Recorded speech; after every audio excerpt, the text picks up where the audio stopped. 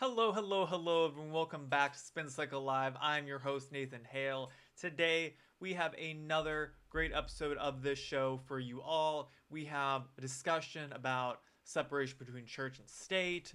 We have a record number of young women wanting to leave the United States. And then we have kind of a discussion about the future of American education and violence in politics. All that and more coming up very, very soon. Today is Tuesday or Thursday, November 13th, 2025. And, well, folks, it's been quite the week. The government's back open, moving things right along, and the left can no longer dangle the lack of SNAP benefits in front of everyone's face. So I'm glad it's out. Glad it's out of the news cycle. I was kind of sick and tired of hearing about them. So we got some other things to hear about today. Actually, really, the left is not really being talked about all that much in this episode. Funny enough, so lots of different things I saw in the news cycle today that seemed interesting to discuss. So, because we might as well get into the first of it. Before that, though, make sure to follow me on all the social media platforms or scrolling across the bottom of the screen there. Everything that I'm up to, I'm doing, I post over on X. That's the best place to interact with me, see what I'm up to, tweet at me, let me know what I'm doing, what you think I should be talking about. If I got something wrong, let me know. So with that, let's go and get into our very first story of the day. So, the Catholic Church is no stranger to sticking their neck out and getting into the political fist fight, especially when it comes to American politics. And that is no different today as the Catholic bishops issue rare statement objecting to U.S. immigration tactics. Ooh, my gosh. God forbid the Catholic bishops issue a statement. See what it says. American Roman Catholic bishops on November 12th rebuked the Trump administration's aggressive deportation campaign in a rare, near unanimous statement that framed the immigration crisis in starkly moral terms. The statement, passed by the bishops' annual conference in Baltimore, did not call out President Donald Trump by name, but the context was clear. The bishops said they oppose the indiscriminate mass deportation of people and, quote, pray for an end to dehumanizing rhetoric and violence, whether directed at immigrants or at law enforcement. Quote, we as Catholic bishops love our country and pray for its peace and prosperity, the statement said. For this very reason, we feel compelled now in the environment to raise our voices in defense of God-given human dignity. The last time they issued a statement was in 2013 in opposition to the contraceptive coverage mandate of the Affordable Care Act under President Barack Obama. So, this is an excellent example in why we have a firm separation between church and state. Now, you may say, it's not written in the Constitution. That is true. It's not written in the Constitution, but you will notice that after these bishops issued something, the mass deportation we're seeing in America, nothing happened to it. It's still going on, right? All that we have is a separation between a distinct singular religion and our government, right? We still have Judeo-Christian principles that are written into our Constitution, written into our Declaration of Independence. A lot of our founding documents have a lot of Christian principles written into them. However, just the Catholic Church doesn't have influence over our government. Neither does the Evangelical Church. Neither do Jewish synagogues, right? No church has an influence over our individual policies. And thank goodness for that, because you'll see here the Catholic Church has taken a firm stance against deportation in America, which is juxtaposed with our actual laws in this country. Can you point to the law that was written in the past year under the Trump administration that has enabled mass deportation? You can't. You can't. Because all the laws that are enabling mass deportation, they've been on the books for a while now, right? Nothing's changed. They're just finally being enforced. And thank goodness for that. Because you see, well, the Catholic Church would like to sit here and tell us and try and lecture us as to how we want to run our country. We've chosen we want to run our country. We want to run our country by running it based on law and order, not based on whatever is right for humanity, right? I'm so sick and tired of these arguments that come from now that the Catholic Church, but mainly from the left, that say, oh, these people coming from South America, they're just looking for refuge. They're just looking to make a better life for themselves. They're just looking to flee their countries. I don't care. I could care less whatever country they're coming from. It does not entitle them to the right of coming to our country. I want them to go back to their country and make it great again.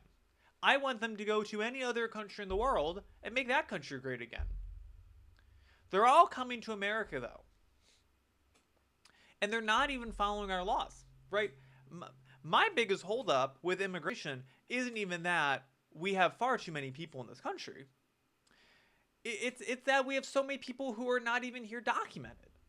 If you're going to come here and try and tell us that you're fleeing your country and your fear is that your country is going to take you out in some way, then you should do it legally. You should follow the laws of our country and do it the right way. Not cutting in line, not cutting in front of people, not getting past, not running over an open part of the border. Come here, document it. We just want to know who you are.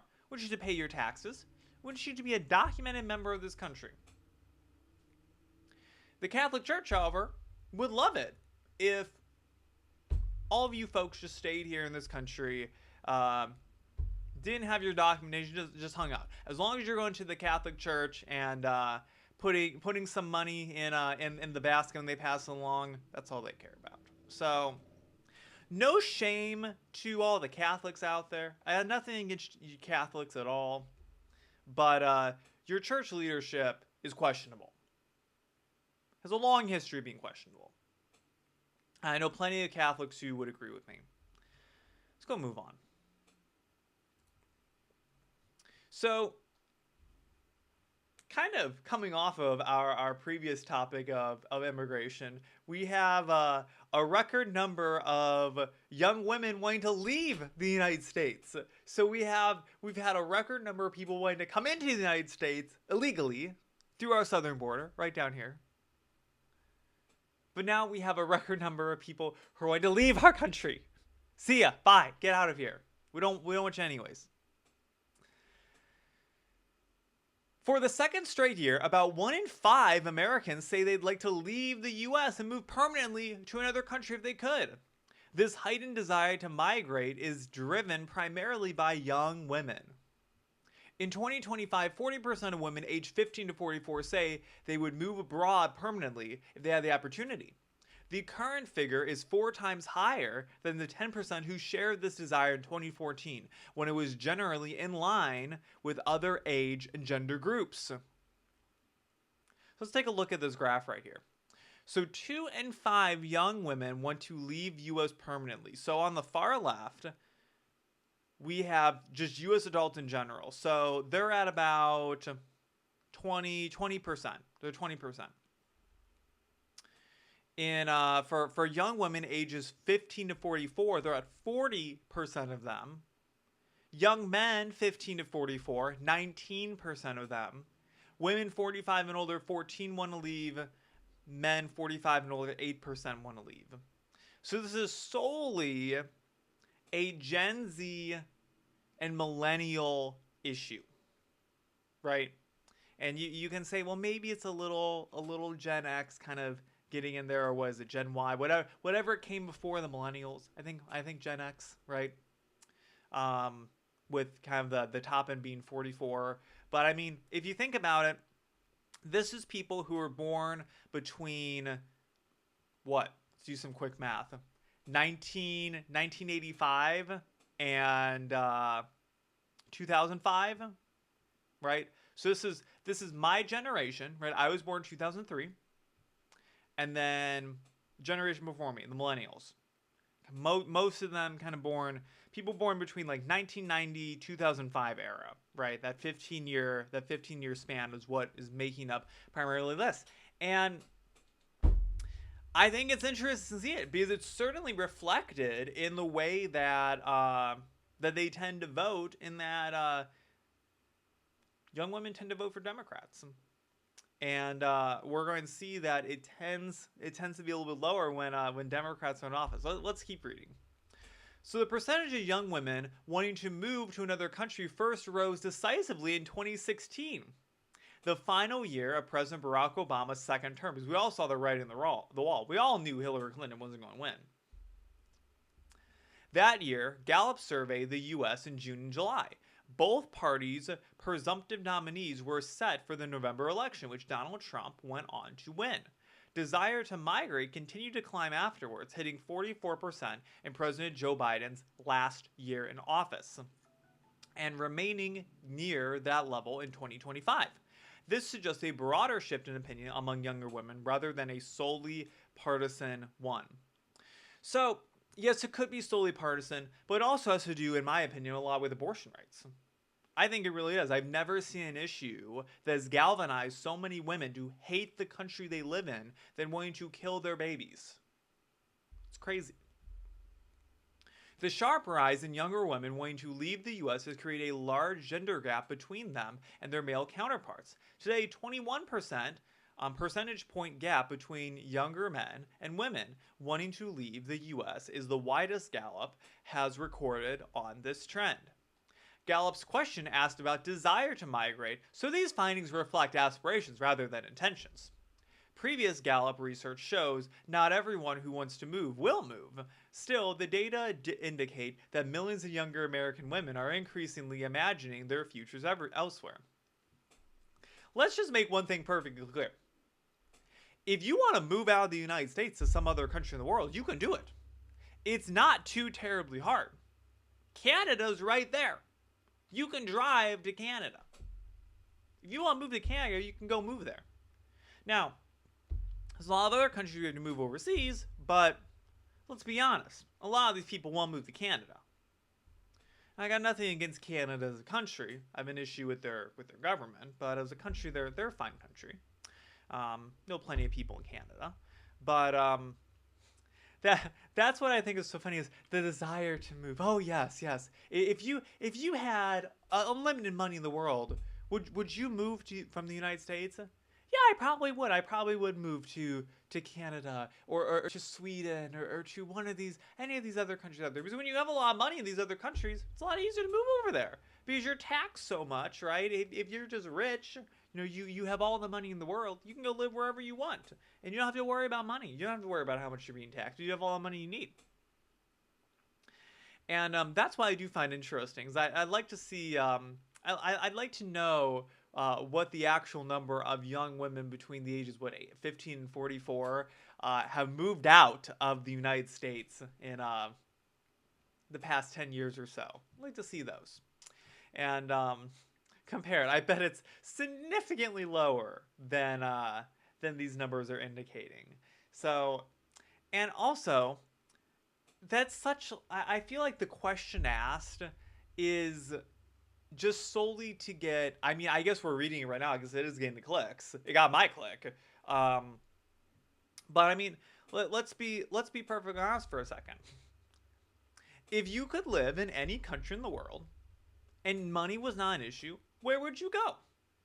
Now, I would still probably choose to live in the United States, but I can rationalize with people who'd want to go live in another country. I can rationalize with people who would want to go live in Canada or Denmark or Sweden or England or one of these other Western countries. I get it, right? There's so many things that other countries in the world have the United States just doesn't have, right? I get it. I get wanting to move. I just think it's funny that so many people have such a visceral hatred of the country they live in that they're like, oh yes, screw America. I want to go live somewhere else. But, I'm going to stay in America. I'm just going to hate America, but I'm going to stay here in it because I know that's not actually that good in other countries. So young women in other advanced economies don't share the desire to move. I wonder why. The growing trend in younger women in the US looking to leave their country is not evident in other advanced economies. Across 38 member countries of the Organization for Economic Cooperation and Development, OECD, what a name. The percentage of young women who say they would like to migrate has held relatively steady for years, typically averaging 20 to 30%. For much of the late 2000s, early 2010s, younger US women were less likely than their peers abroad to want to move. That changed around 2016. Since then, they have been more likely than younger women in other wealthy countries to say they would leave their homeland for good. By contrast, US men aged 15 to 44 continue to be less likely than average to want to migrate compared to their peers in the OECD. So, let's take a look at this chart. So, the desire to migrate younger adults in the US. So, this green line here is in the US, and this blue line here is across OECD. This is the median of all those countries that are included in there. So you'll see that it was its lowest in 2014, the height of the Obama administration, at 10%. And then in 2016, shot up to 21%. 2017 shot up to 30%. 2018 shot up to 34%. So it just, boom, went up in the US from Donald Trump. And then it kind of went down a little bit in 2019, 2020, and then it just kind of shot up again to finally in 2024, right? A lot of people know Trump's coming back on the White House, even in 2025, gone way up again. Rising political interest in leaving the U.S. is shaped not only by age and gender, but also by political attitudes. In 2025, there was a 20-point gap in the desire to migrate between Americans who approve of those and who disapprove of the country's leadership. So see here, disapproval. So if you disapproved, you're in this kind of yellow-orangish line. If you approve, you're in this kind of dark greenish line. So if you approve of the country's leadership, only 4% still want to leave the country. If you disapprove of the country's leadership, 29% want to leave the country, right? Crazy. And you'll notice that dips in the Biden administration, and that's dipped down in the Obama administration. And what's interesting is approval and wanting to leave the country, it's kind of stayed right around the same. So towards the end of the Obama administration, it kind of went up. But then all through Trump, it was pretty low. And then Biden actually had higher people wanting to leave who approved of his administration than people who want to leave who approved the Trump administration. Now, I feel like that could signal a couple of things. I feel like that could signal A, yes, you approve of the Biden administration, but you still hate America. Or B, you're just a liberal and just hate America. That's really what I think. Because you see here, the only people who approve of the Trump administration in 2025 are people who voted for Donald Trump. Let's be very clear. So only 4% of people who voted for Donald Trump, or 4% of people who approve of the Trump administration still want to leave the country. That seems very low to me. I get it, right? Trump's making America a great place to live again. So, and if he can get affordability under control for Americans, then it'll become an even better place to live. So, what's going on here? I think a couple of things. Oh, here, I wanted to show this chart too. So this shows younger American women have lost more confidence in institutions than any other group in the past.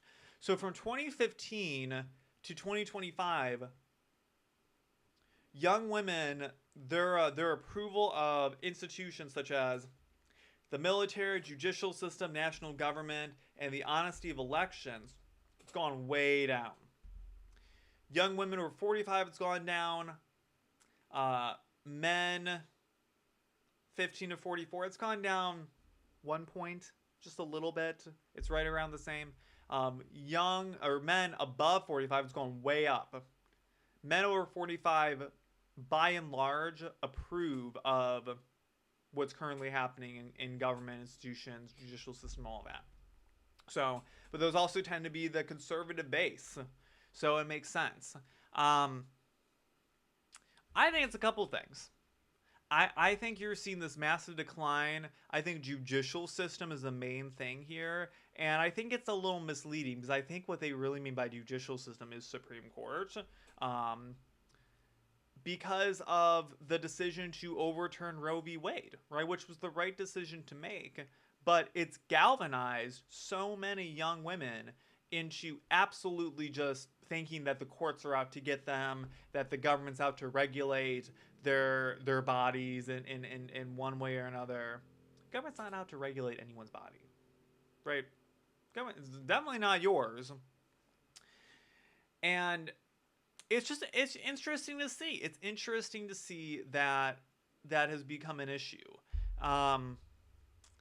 I think another thing is just honestly like lack of good role models in our country, lack of perceived support from the government. Now, we as conservatives sit here and we don't want to see support from the government. We want to see as little government involvement in our lives as possible. But to certain people, that seems that's a negative for them, right? You know, you hear women complain all the time that other countries have paid leave when you have a baby. Other countries have all this great health care. They have all these free handouts for people, all this, that, and the other, right? And it sounds great. We as conservatives know the truth that it's not so great because it just means that they're taxing you even more. I'd rather keep my money and do what I want with it than get the tax out my nose for it. So I don't know. Let me know what you think about this. Tweet at me. I'm interested to hear. So I urge you to go and read this article and look at these charts because they're interesting to see how things have tracked over time. And the fact that it's so much lower for men than it is for women is very interesting to me. We know that men today are the most conservative they have ever been in the history of our country. So is that the key role? I know it says that politics don't play into this. I honestly don't believe you, Gallup, when you say that it doesn't play a role in this. I think it's the entire role of this. I think this is liberal women who hate their country who want to get out of it. Especially when you see that only 20% of U.S. adults want to leave. 19% of men ages 15 to 44. I mean, all of these are so much lower than women. And I think it can all honestly be tied back to abortion rights in the United States. We've seen such a colossal movement spur up of all these women who want to be able to abort their babies.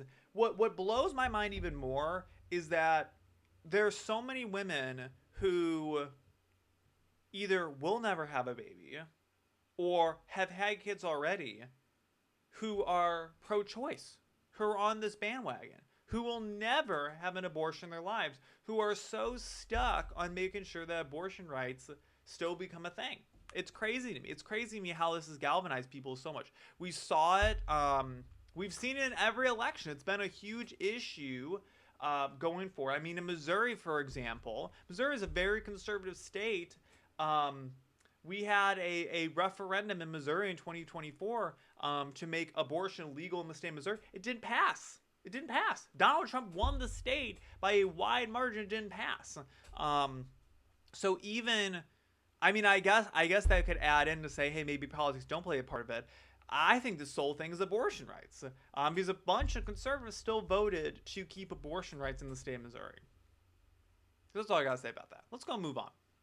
So we have a little bit of an op-ed. We have an opinion piece by Jesse Franklin Murdoch. So violence in Berkeley exposes a broader failure in higher education. 2 months after the assassination of Charlie Kirk on a college campus in Utah, a Turning Point USA event at the University of California, Berkeley erupted in violence. We covered this on Tuesday. Over the course of several hours, protesters tried to shut down the event, launched projectiles at attendees, engaged in physical alterations, and sent one attendee to the hospital. Well, this rightfully prompted an investigation by the Department of Justice's Civil Rights Division. The Berkeley riot, and indeed Kirk's assassination itself, point to a broader problem: the utter failure of American universities to foster intellectual diversity and a culture of free speech on their campuses. Boy, is that right. Assistant Attorney General Hermie Dillon tweeted, quote, "We saw all of this at Berkeley back in 2017. At UC Berkeley was sued and settled the case. The Civil Rights will investigate what happened here, and I see several issues of serious concern regarding campus and local security and Antifa's ability to operate with impunity in California." So that was in response to the Turning Point USA protest, or the Antifa protest at the Turning Point event. One reason Turning Point USA events and other events featuring conservative speakers turn violent is that college students are accustomed to living in ideological echo chambers. A 2024 report by the Nonpartisan Foundation for Individual Rights and Expression, FIRE, wow, that's quite the name, demonstrates with raw numbers just how bad the problem is.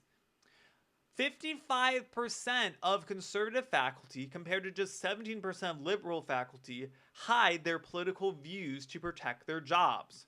Just 20% of respondents indicate that a conservative individual would be a somewhat or very positive fit in their department, compared to 71% agreeing that a liberal individual would be a positive addition. 47% of conservative faculty feel they cannot express their opinion on a subject because of how other faculty, students, or administrators would respond. While conservative students may be attending and even teaching classes, often unbeknownst to others, a Turning Point USA event may be the first time many students are exposed to the ideas they have learned to perceive as unacceptable or even evil. I think we totally know this to be true. To the conservatives out there, I count myself amongst you. Tell me this: who do you think is more open-minded, the conservatives or the liberals? Now, the Progressive Party, the progressive wing of this country, would like to have you believe that they are the most open-minded individuals in this country. However, every single time any sort of change tends to happen, they are the most closed-minded people we have seen. From this poll right here, it shows, hey, would you rather have a conservative faculty member or a liberal faculty member? And who do you think would be a better addition to the faculty? By and large, they agree that the liberal faculty member would be the better fit. 71% of them agree. 20% of them think that that the conservative would be a somewhat or very positive fit in their department. That's not very open-minded to me. When a conservative comes to speak at a college event, who are the first people to show up and protest? The so-called progressives, right? The so-called people who are so open-minded in this world that they're here protesting events, trying to shut it down because they can't stand the rhetoric that's being pushed by these awful conservatives. Let's think about us as conservatives for a moment. Let me give you some examples. If we as conservatives were so close-minded that we could not stand the idea of hearing about or seeing opposing ideologies, what would we do? There's nowhere we could shop. There's nothing we could watch on TV. There's no movies we could watch. There's very few things we could listen to online. There's very few books that we could read, right? Our options would be so limited because it's been so commandeered by the progressives. But when it comes to the progressives coming over the aisle and just letting conservatives exist, here's the biggest thing. We as conservatives, we're not trying to bulldoze the world. We're not trying to extradite all of the liberals in this country and send them packing out of here. We just want to come onto your campus and give a speech. That's it. We don't care if you show up or not. We're here for the students who did show up. And you are so adamantly opposed, you are so close-minded to that idea, you must go and protest that thing. I giggle every time I hear the progressives say that they're so open-minded, right? I mean, we're even seeing that today with the movement to separate gay, lesbian, and bisexual people from trans and queer and non-binary, whatever the heck that is. The progressives, who were so open-minded to different sexualities and lifestyles and all this, all of a sudden became so adamantly opposed to gay people wanting to be separated from the trans folks, even though we live in radically different worlds, right? There is not a single issue in this country that I can think of that a trans person and a gay person both face. Not a single one that has anything to do with their sexuality or their sex, anything like that, right? I can't think of a single one, right? Gay people, we don't suffer from being called out in bathrooms, right? We don't suffer from being on hormones, having to dress a certain way, right? Having to shave our beards because we want to look like a woman, right? Or having a beard and pretending to be a woman, right? We don't suffer from those issues. Most closed-minded people, progressives. It's interesting. It's really interesting because you think the conservatives would be so close-minded, but they really aren't, right? At least the vast majority of conservatives. I definitely know conservatives out there who are very close-minded, but the conservatives who we've come to know and love in this world, who have made the MAGA coalition, I think are some of the most open-minded people I've ever met. So allowing Turning Point USA to hold events only after imposing exuberant security fees and forcing organizers through a Byzantine permitting process, some crazy words used here, is nowhere near enough. The First Amendment requires as much. Universities have an obligation to their students and indeed to the country to expose students to a broad range of ideas rather than let racial diversity drive hiring decisions. Universities should strive to ensure that conservative views are represented in social studies and humanities departments. Students should be exposed to the ideas of conservative philosophers, economists, and historians, just as they will inevitably be exposed to those of liberals and even Marxist thinkers. Universities should cultivate debating societies where participants must advocate positions that differ from their own, and audiences are exposed to competing ideas. And when organizations like Turning Point USA host events, university leaders need not endorse the viewpoints their speakers express, but they should make clear that the speaker is welcomed on campus. While a university president attending a Turning Point USA event would likely inflame controversy in the short term, it would send a strong signal that the university's commitment to intellectual diversity is real. Absolutely, right? It's just what I was saying a moment ago, that we're not begging you to come and join our ideology and our movement. We're simply asking to exist. It sounds very similar to what the trans people are saying right now. All the trans folks out there, right? We just want the right to exist. We just want the right to exist in this country. We just want the right to exist in a space. Sounds an awful lot like this. We actually don't have the right to exist in a space. When we show up, chaos ensues. Trans people go out all the time. It's not the same thing at all, right?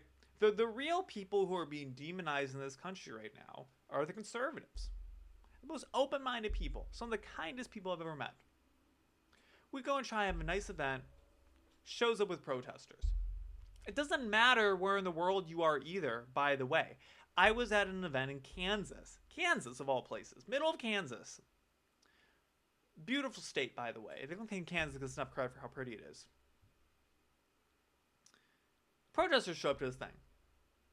From the middle of Kansas. This is a super conservative state. And we got all these protesters showing up to this, dressed up as mushrooms. You can go look at the videos online. It's kind of crazy to see. Let's continue. Fostering open dialogue and the free exchange of ideas is only half the battle.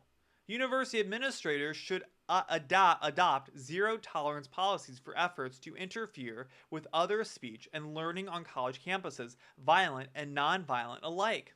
Students who engage in violence must be disciplined, up to and including expulsion.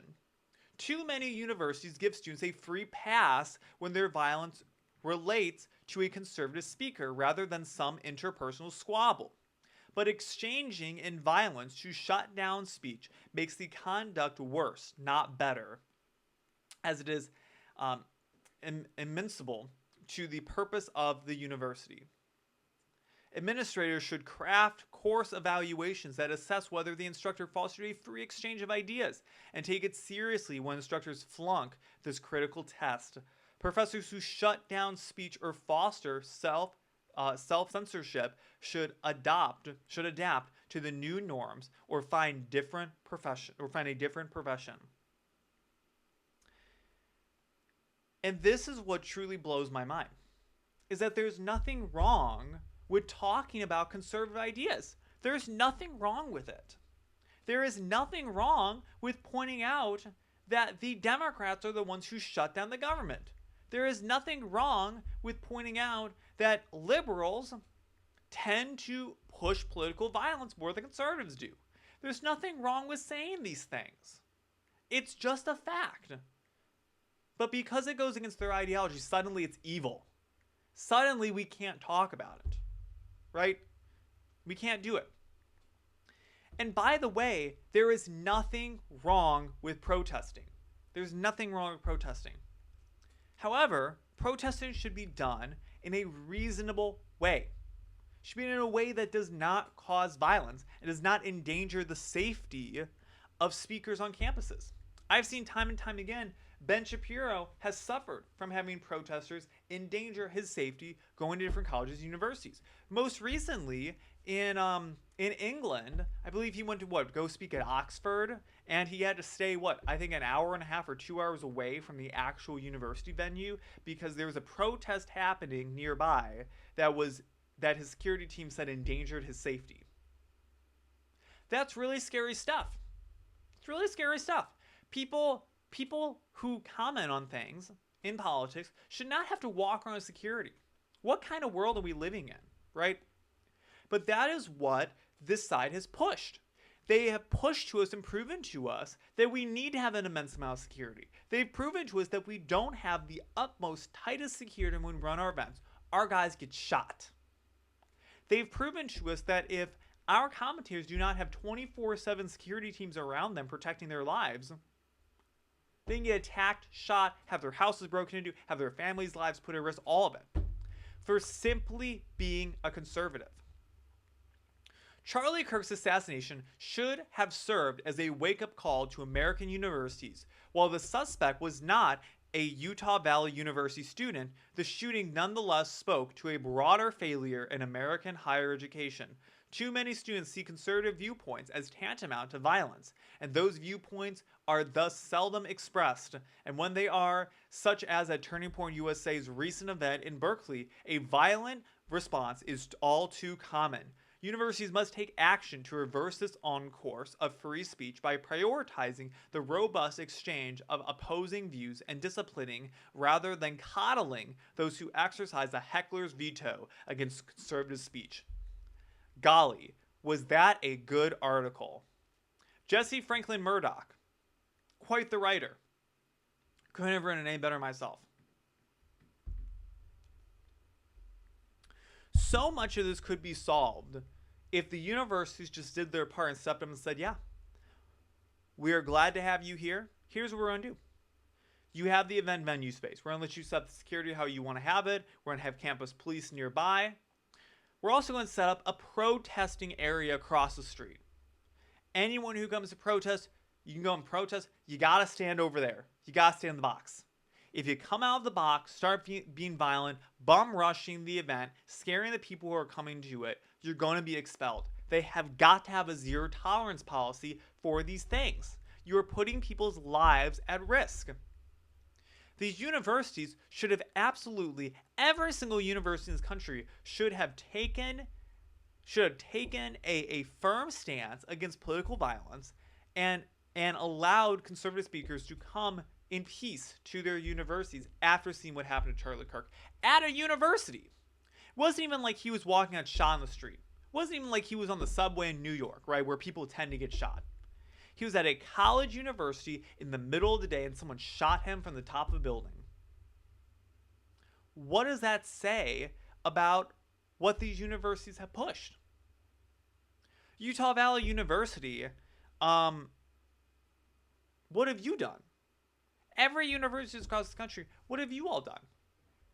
Now, I will give credit to smaller universities. I've seen good things from them.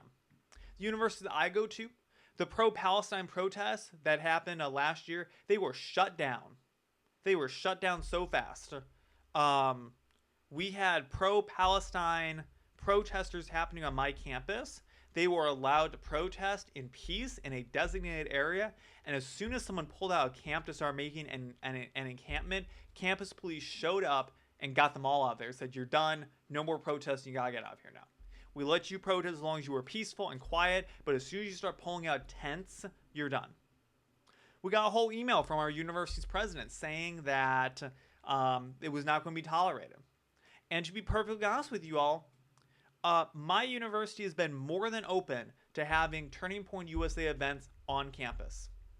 Every single university should be that way. They should be tolerant of it. I'm not asking them to endorse the viewpoints. This very same article just says, hey, it'd be great if one of these college presidents showed up to one of these events. It would signal a lot to say, hey, we're going to be embracing every single person's viewpoints.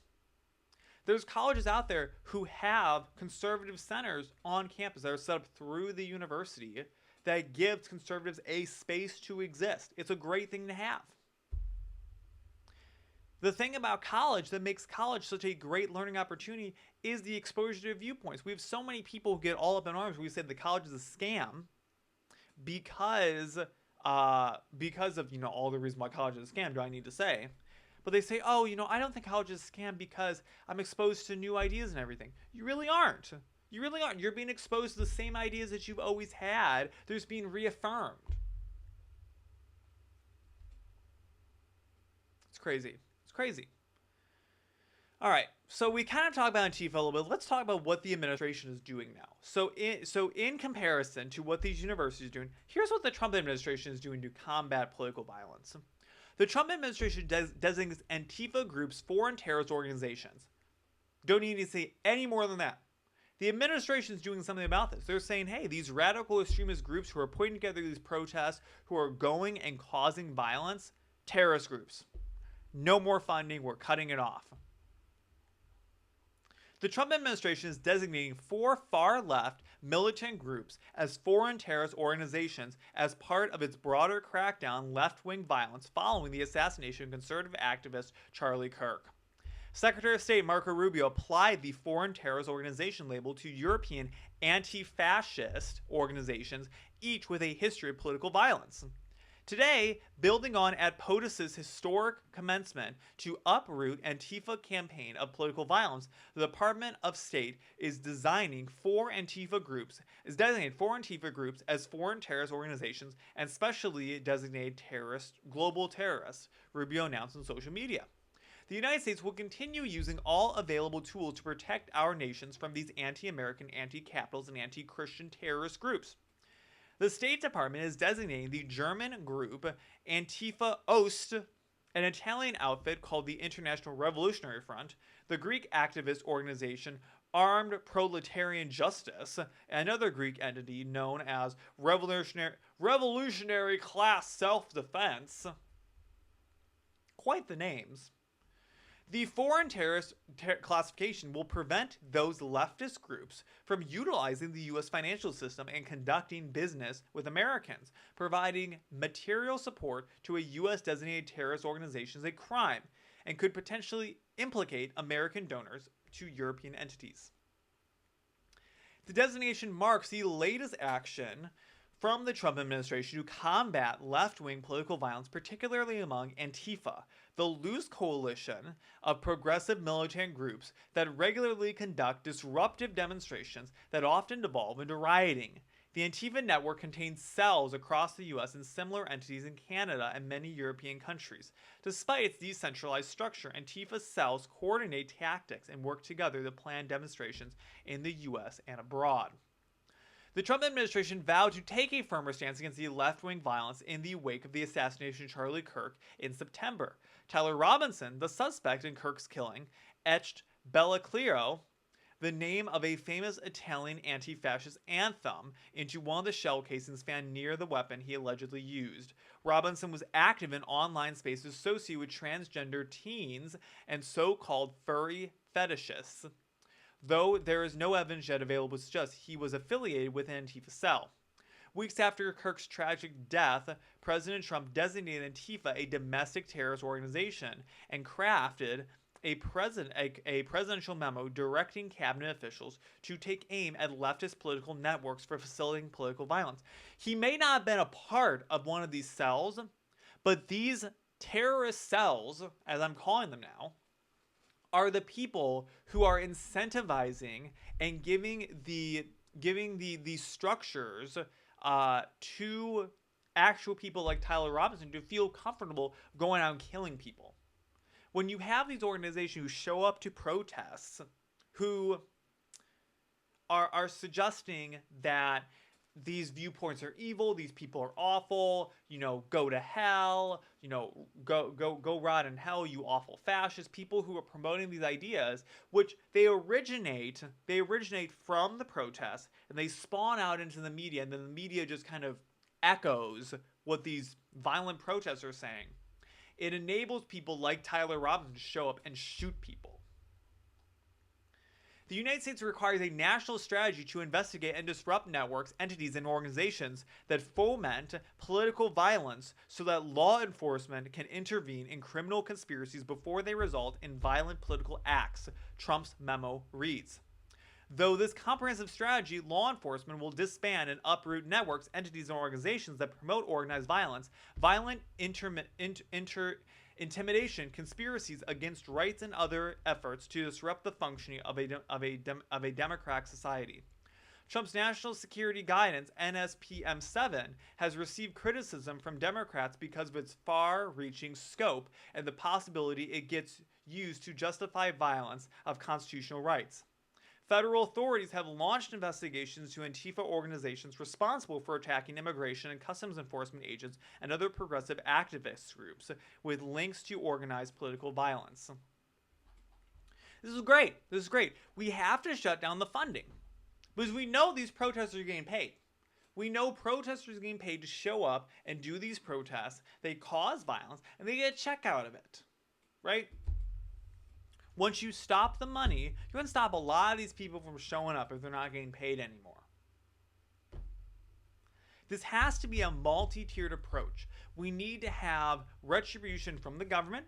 We need to have universities get their acts in order. And we need to have these political parties in our country come to a conclusion and say, this is wrong what's happening, and our party is at fault for it. The Democratic Party needs to do some soul searching. And I know that they're not, but they really do, and admit that they are the problem here.